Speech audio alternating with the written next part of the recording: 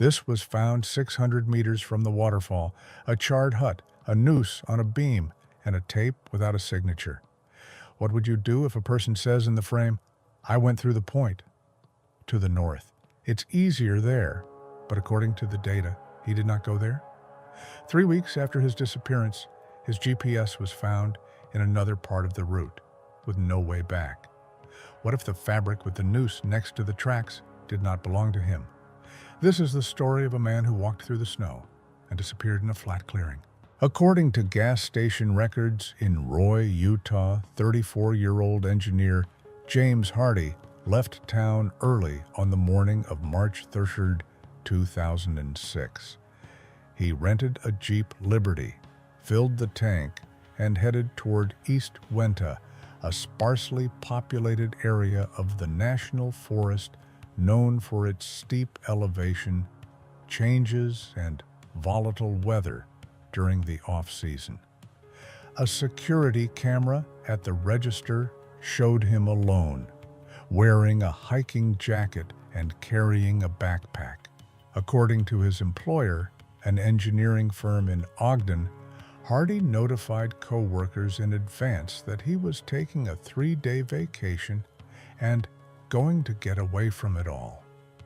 He described his plan to his closest friends as just an overnight hike, without specifying a route.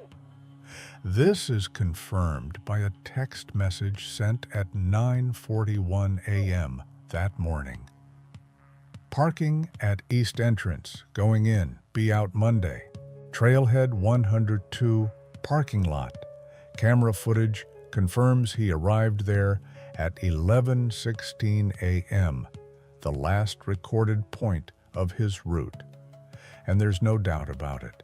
His car, a rented Liberty, was found there 8 days later.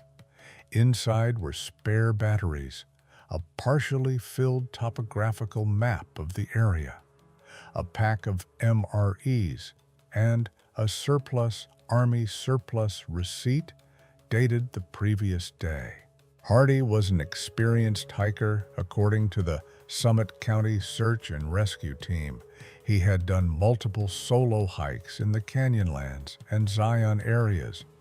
But according to his sister, who he spoke to the day before the trip, he didn't mention he was planning to go so deep into the woods. He said he was just going for a walk along the creek to clear his head. I didn't think he was going to spend the night. According to weather data, the temperature in the East Wenta area that day was 2 degrees Celsius, with possible night frosts of 10 degrees Celsius. Snow cover in the forest ranged from 15 to 35 millimeter, especially above 2,000 meters above sea level. This significantly limited the visibility of tracks and the potential range of vision. When James failed to contact him by the evening of March 6th as planned, his boss acted first, sending a text message and then calling him without a response. A day later, his sister intervened, filing an official missing person report. Patrol officers went to the parking lot where they found the car and realized Hardy had not returned. There were almost no tracks around the car. Snowfall over the previous 3 days could have covered them. Important detail: according to the carrier, the last signal from his phone was at 12:09 on March 3rd in the area of Hanks Brook, about 5 kilometers from the parking lot. After that, the device was turned off or lost power. The radio that could have been used for emergency communication, according to the records from his car, was purchased in advance. But the log does not indicate whether he took it with him. Thus, by the time the search began on March 7th, there were only 3 points of support: a parking lot, a phone signal, and an unclear route that Hardy had not indicated to anyone. The absence of a note in the car, the absence of tracks, and the switched-off GPS became the first alarming factors. According to the Summit County Rescue Team, it took less than an hour from the time they arrived at the campsite until James Hardy's last signal was received at 12:09 p.m. near Hanks Brook at an elevation of about 7,500 feet. This location is not part of the official hiking trail along the eastern edge of the forest. It is not marked on any public trail. However, satellite data suggests that the location is accessible via an old dirt road used by rangers until the 1990s. Near this spot, temporary evidence of a campsite was later found, an area of packed snow, scraps of packaging from a tourist meal, and a pair of partially burnt thermal socks. However, there was no tent, backpack, or other belongings nearby. None of the trail cameras installed along the routes recorded James in this area, meaning that he most likely turned away from the designated trail within the first hour of the hike. An analysis of the GPS device found only 19 days later showed that he had set up an overnight stop at 1642 on March 3rd. The device showed that he had walked about 8.4 kilometers to the southeast with a gradual increase in altitude. The overnight stop was recorded in a gorge between two ridges, where the snow falls deeper than usual. However, the temperature that evening had dropped sharply to 12 degrees with increasing wind. No one knows how well equipped he was, but the fact that he stopped in such a place raises doubts among the search coordinator. He stopped too early and too deep. This is not a typical bivouac point. It seems he was avoiding visible routes. The device has not transmitted new coordinates since March 3rd, and experts say this means one of two things. Either it was manually turned off or it failed. However, the battery was designed for 72 hours of continuous operation in sub-zero conditions. If it had simply frozen or died, the track should have ended gradually. Here, however, there is a clear end at 1642. Further analysis of Hardy's mailbox revealed that he had previously downloaded a topographic map of an area spanning 25 km into the forest, including a section where there were no official trails.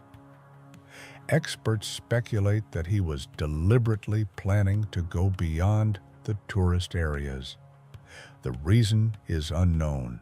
One odd moment came while checking his online profile on the hiking forum trailhead.org. A week before leaving, he left a comment on a thread about an abandoned radio booth that had supposedly stood on the Wenta slope since the late 1980s. He asked a follow-up question. If you come from the east side, is it above or below the creek crossing? But got no response.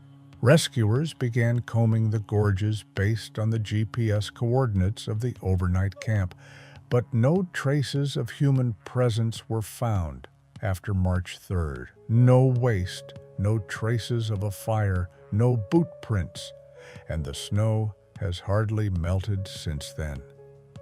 The only thing that aroused interest: On March 7th, one of the volunteers reported that at a distance of about 1.2 kilometers from that point, he noticed single tracks going towards the pass. However, the snow in this area is heavily subsiding, and it was not possible to confirm that these were human tracks. A photo taken on the spot shows only two clear dents, then an empty space. In any case, the second night passed without contact. No messages, no new coordinates. The radio, if he had one, did not respond. The rescuers assumed that he either lost his way on the first day or deliberately chose an isolated path. This greatly complicated the search. The radius of possible deviation was more than 40 square kilometers.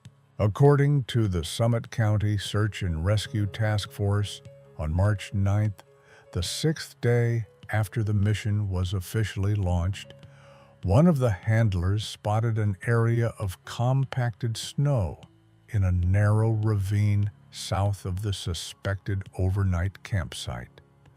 The area was not in the initial search area. It was off the logical route if Hardy were heading back to camp. The distance from the last GPS signal was 1.6 miles, 2.6 kilometers, as the crow flies in the opposite direction from where he exited the forest.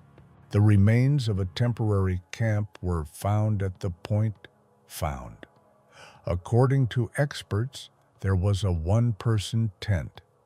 The tent itself was missing, but a clear rectangular dent remained in the snow, typical of an ultra-light construction with side posts. Inside this spot was a neatly rolled-up awning hidden under spruce branches, a plastic cup, and a trace of a burner. A camping mat was found near the site, secured under a rock, as if it had been placed there to prevent it from flying away. There were no signs of a struggle, animal tracks, or blood at the site. Everything looked as if the person had gone away for 5 minutes and never returned. But the main question arose after analyzing the footprints around the camp. The tracks led from the campsite in a southeasterly direction towards Fox Ridge. They went clearly, parallel, with an equal pace. However, after 150 meters, they broke off. On a flat, open surface, without stones, without puddles, without snowdrifts.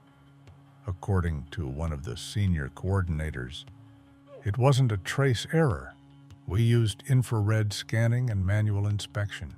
The tracks go and disappear, no return, no deviation. It's like he was walking and just stopped leaving prints. What was especially alarming was that all of Hardy's personal belongings, except for the tent, were missing. No backpack, no trekking poles, no food. However, the mat and dishes that were found, the radio he was supposed to have, was also missing. It later turned out that the Midland GXT model he had purchased the day before his departure required manual activation every 12 hours. Otherwise, it went into sleep mode.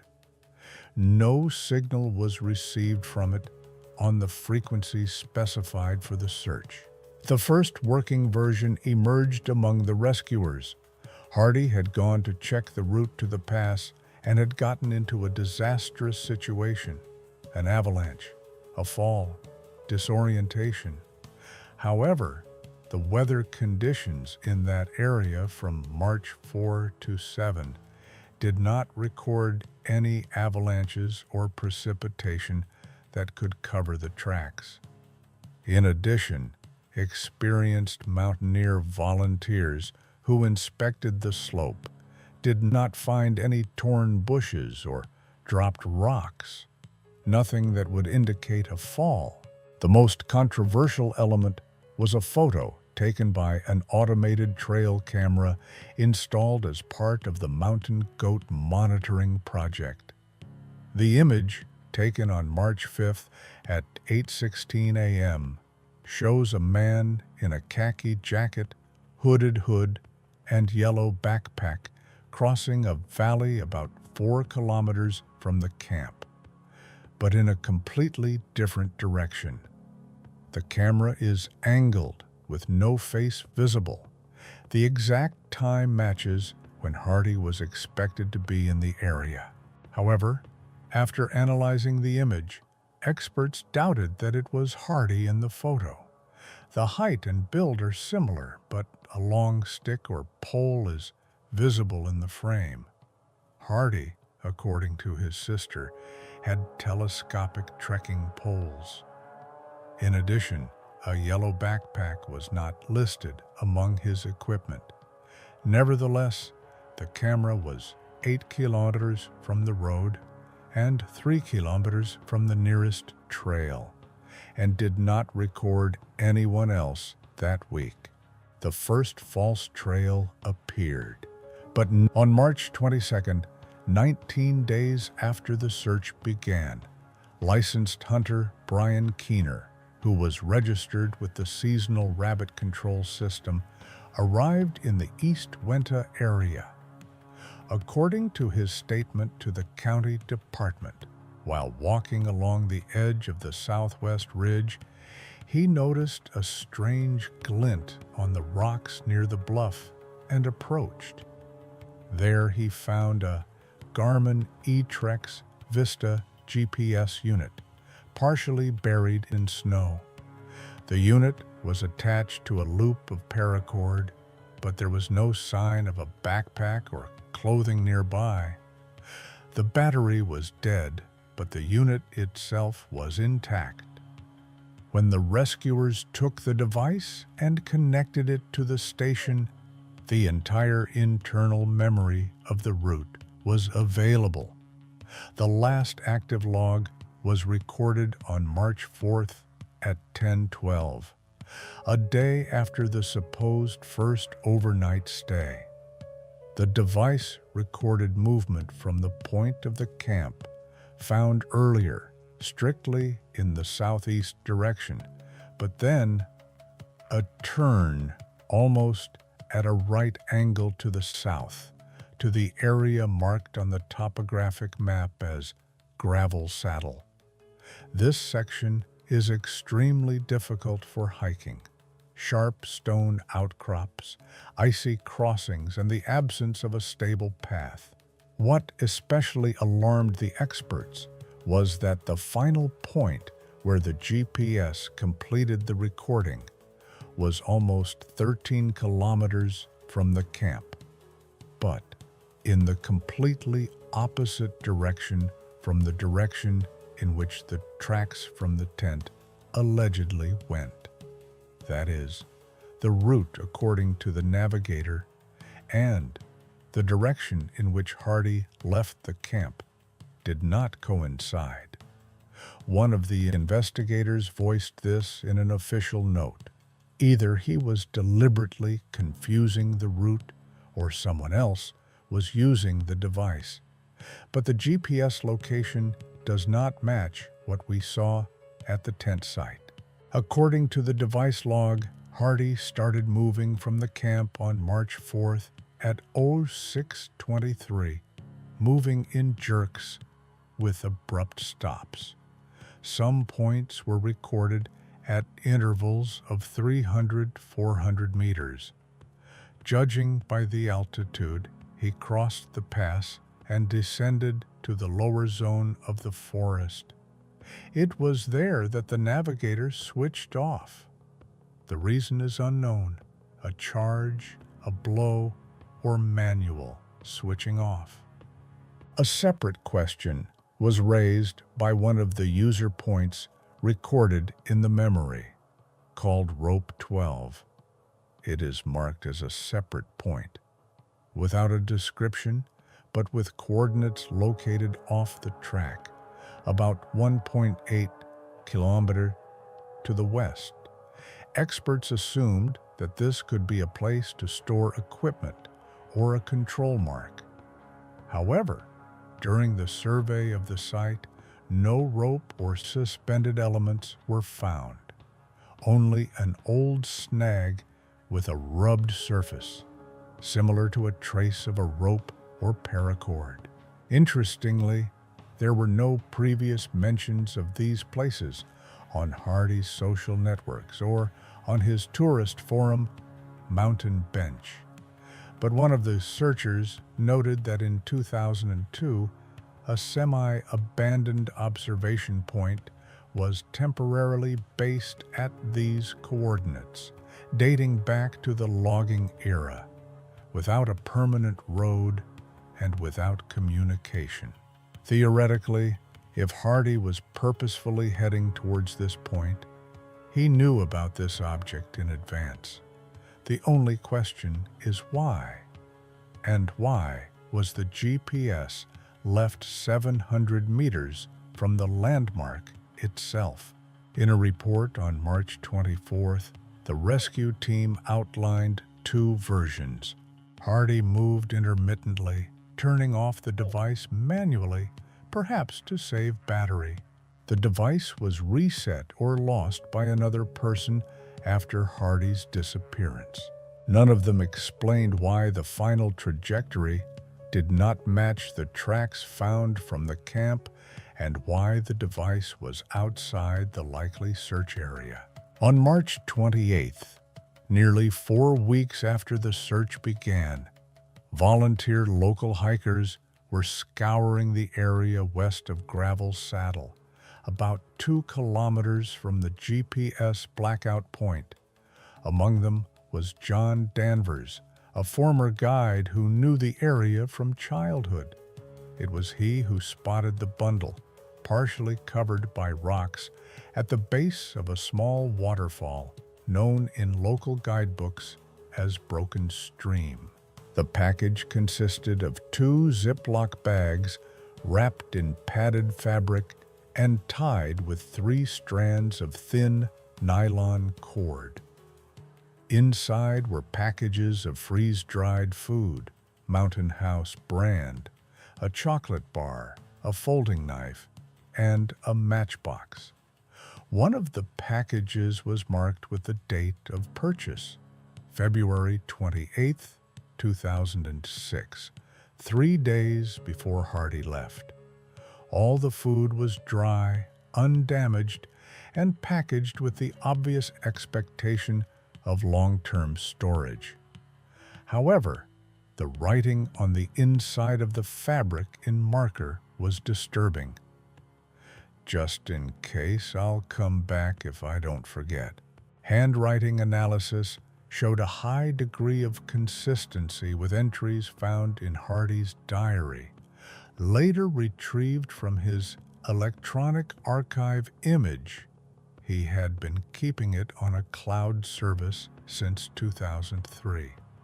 However, this particular text had a distinctive feature. The letters R and N were written unusually loosely, as if in a hurry or an unstable position. The discovery site did not fit into any of the previously reconstructed routes.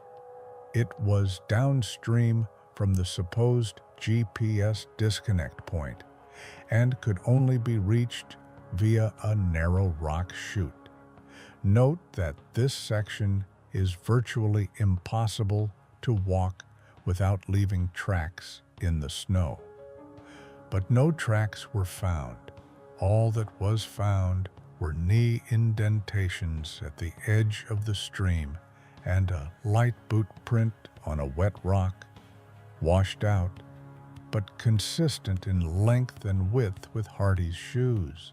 The greatest concern for rescuers was caused by a combination of 2 factors. The bundle was lying in a place known only to experienced tourists and not marked on ordinary tourist maps. It was clearly done in advance, with cold calculation, not as an emergency stop, but as a point of possible return. This led investigators to a new hypothesis.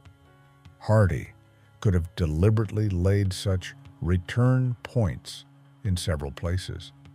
However, if this is so, why were none of them mentioned in his preparations? And why did no one know his route? Also, the GPS found a week earlier didn't show a route to this package. It simply wasn't heading in that direction. Either the device had already been turned off by the time it was planted, or it came later, which begs the question, why didn't it leave any traces anywhere else? As the search area expanded, other alarms arose.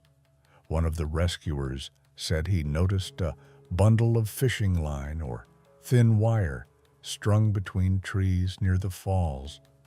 But when he returned with the group, the element was gone.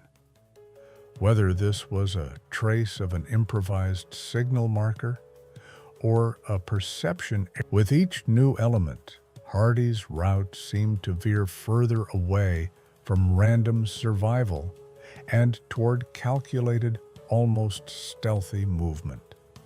But why, if he left no information to family, friends, or in his digital records?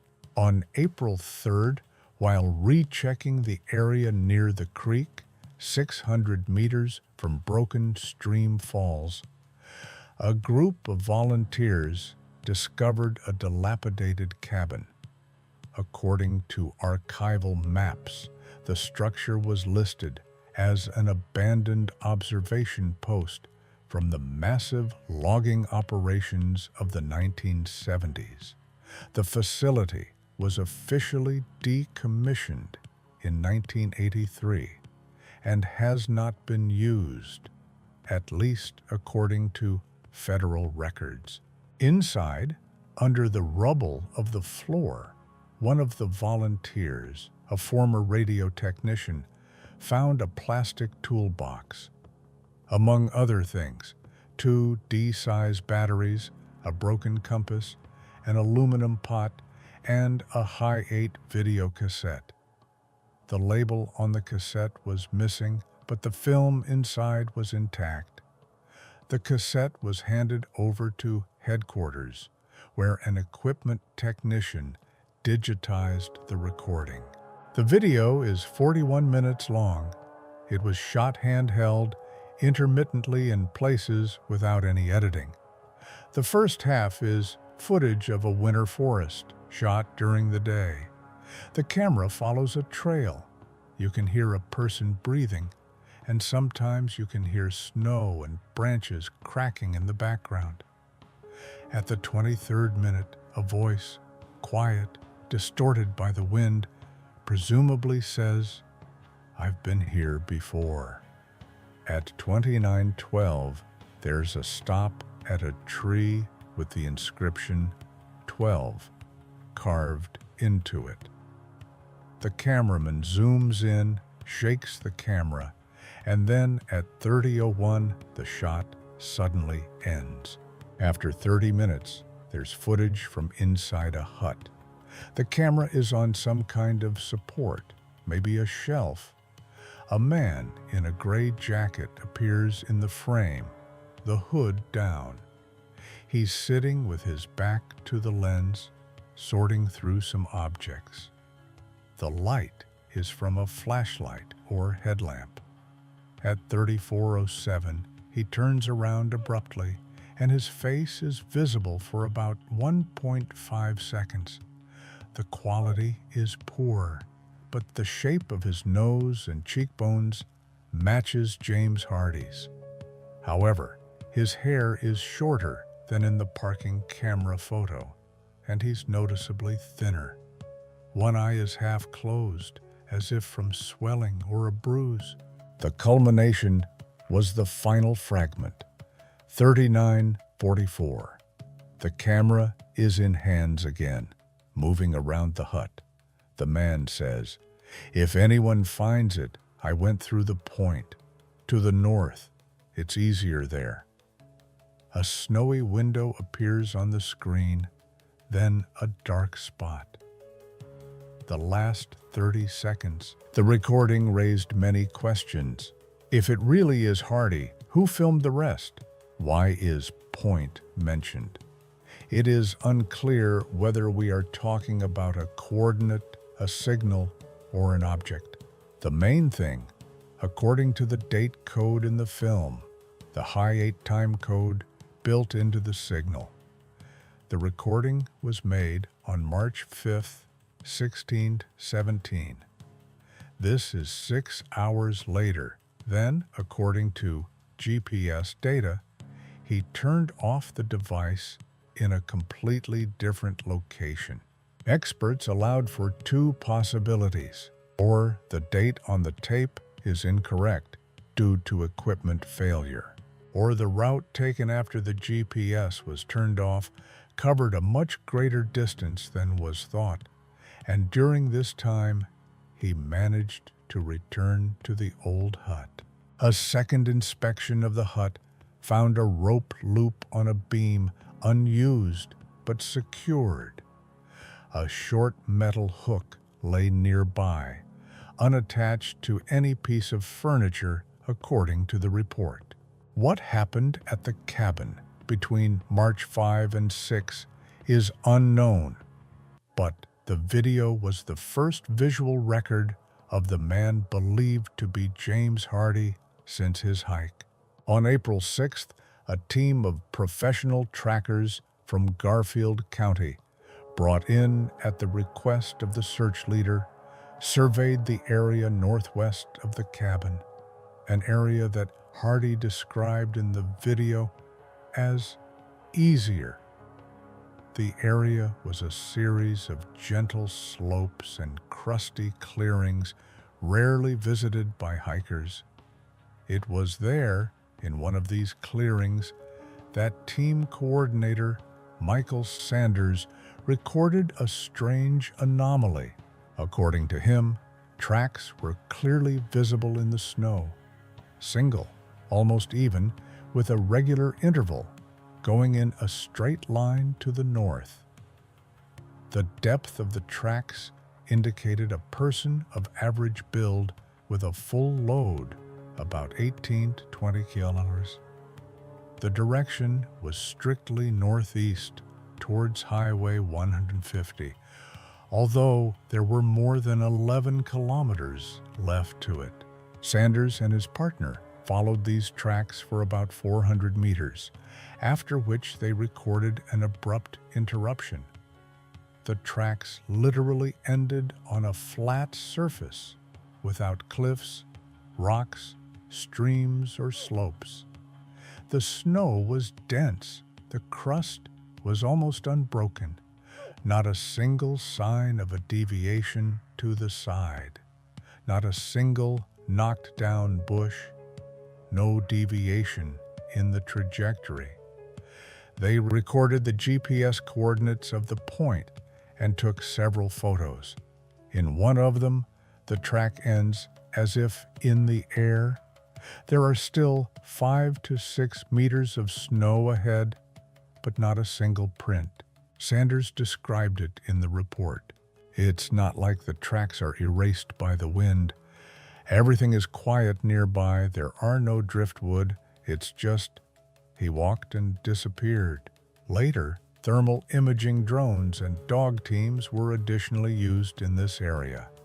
Not a single biological trace was found. However, a strange element was found near the point of the cliff. A piece of material was hanging on a branch, black, dense, as if from a tourist case. On it, a loop through which a sling or carabiner could pass. Traces of blood, biomaterial, or fingerprints were not found, but the fabric had a strong smell of technical lubricant. This element did not belong to any item from Hardy's arsenal. Based on weather data and the shape of the tracks, the headquarters concluded that the tracks appeared on March 6th in the morning hours, i.e., 3 days after he set out on the route. But where he could have gone from this place is unclear. There is not a single place within a radius of 300 meters where he could have hidden or gone along a different trajectory unnoticed. By this point, the search party had several conflicting layers of information at its disposal. According to GPS, the route was completed on March 4th. According to the videotape, he is alive on March 5th in a hut. By the tracks in the clearing, he moved on March 6th. According to the camera signal, someone similar to him was in the other direction on the morning of March 5th. The version that he had simply... On April 7th, the headquarters called off the active phase of the search. But one of the volunteers, a local college employee, insisted on checking Hardy's personal notes, downloaded from his cloud profile. Among the excerpts dated February 2006 was a note. Check. Point north 12. Return. Line through the ridge depends if I can find the entrance. Not a word about the route. Not a word about the plan. Only the recorded interior orientation. What did point north mean? Was this the same clearing? On April 10th, 37 days after James Hardy's disappearance, the search headquarters finally moved into the archival phase. All active operations were curtailed, and the recovered materials were turned over to the district office as an incident with elements of unreliable topography and unpredictable behavior of the subject. The report included the wording, "The point of discrepancy between the data and the trajectory of the person's movement cannot be explained unambiguously." An attempt by analysts to compare the GPS log, the found objects, traces, and a fragment of the video showed the main thing. James Hardy's route had no logical structure. He did not go from point A to point B. He moved in segments, as if checking previously designated areas. All the key finds, a food package, a cassette tape, a tent trace, a fabric fragment near a clearing, lay in different vectors, but formed a curvilinear axis going into the northern sector of the forest. Based on the last note from his cloud archive, which mentioned point north of 12, the experts decided to build a diagram using coordinates.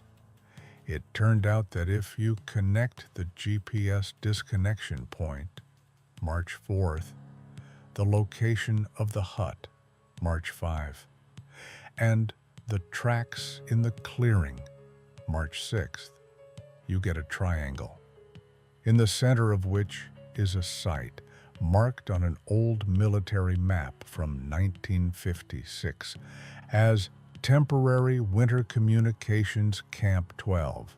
The marker no longer exists on any current source. Satellite images show only dense spruce forest. However, the hypothesis that Hardy was deliberately searching for this area has been strengthened. Rescuers conducted a test survey of the triangle's center. Within its boundaries, they found the following. Part of the antenna is telescopic, broken off at the base. A curved metal plate with the inscription U.S. Forest Com, overgrown with moss. trace of a camp, a deep dent in the snow, square, without a tent, but with a charred central point. These findings confirmed that there had been something here before. Perhaps Hardy knew about it and was trying to get to this point. Perhaps he was looking for it as a shelter, or, on the contrary, as a final point. Then everything that had happened before this was simply a route of distraction. The question remained, how and why did he leave there? And did he leave? Instead of traces of departure from this point, only one thing was found, an old concave lid from a box. On the inside was a scratched inscription, "If you came back, everything went wrong. The handwriting is unstable," written with a thin, sharp object. Whether it matches Hardy's letter, the examination did not give a confident conclusion. But in terms of word length, letter height, and slant, the match is partial. As of April 13th, the case was officially closed. James Hardy was listed as missing. No body, clothing, or sign of return to civilization had ever been found. In the last frame of the tape, if you slow down the playback, you can see a glint of light like a reflection off glass, where the camera is pointed at the floor. Someone from the technical analysis group wrote in an unofficial report, "It looks like the lens of a second device." What exactly Hardy was looking for remains unknown, but all evidence suggests that his route was not random, or he was hiding, or he went where someone had already been before him.